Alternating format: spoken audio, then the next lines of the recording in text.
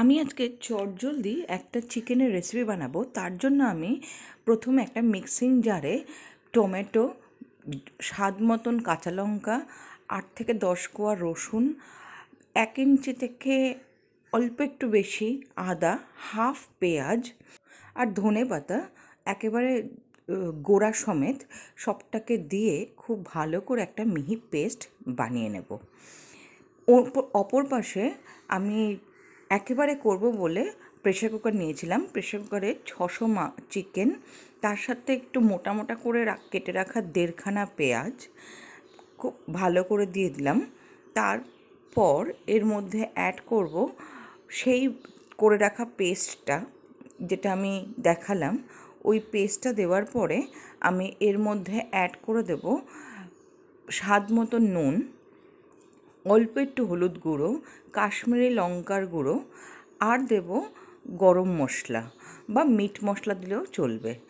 এর সাথে দিয়ে দিলাম বড় বড় করে কেটে রাখা একটা আলু আর 2 খণ্ড পেঁপে। সাথে দেব আমি 1.5 টেবিল চামচের মতন সর্ষের তেল আর কয়েকটা কাঁচা লঙ্কা।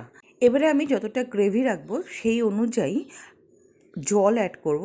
জলটা প্রথমে একটুখানি অ্যাড করে সব মশলাগুলোকে একসাথে মিশিয়ে নেব। তারপরে আমি আরও 1 কাপের মতন জলের মধ্যে অ্যাড করে দেবো। অ্যাড করে দিয়ে এবার আমি প্রেশারটাকে বন্ধ করে ফ্লেমটাকে অন করে দিয়ে প্রেশার কুকার হতে দেব। মিনিমাম 3টে সিটি দেব। 3টে সিটি দিলে কিন্তু সমস্ত সবজি আর মাংস খুব ভালো করে সেদ্ধ হয়ে যাবে। আমি এবারে প্রেশারটাকে রিলিজ করে গ্যাসের ফ্লেমটাকে অন করে কিছুটা ধনেপাতা আবারও দিলাম, দিয়ে এবারে খুব ভালো করে ফুটিয়ে নেব, যাতে জল জল ভাবটা না থাকে সেই জন্য।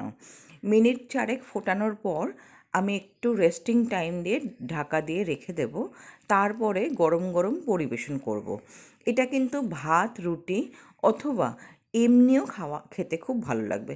খুব বেশি সময় কিন্তু লাগে না এই মাংসটা তৈরি করতে। অবশ্যই জানিও কেমন লাগলো। ভালো লাগলে অবশ্যই আমার চ্যানেলটাকে লাইক, শেয়ার, সাবস্ক্রাইব করো। বন্ধুবান্ধব, আত্মীয় পরিবারের সাথে শেয়ার করো।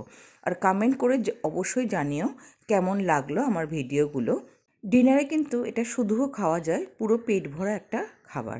ততক্ষণের জন্য টাটা, ভালো থেকো সবাই।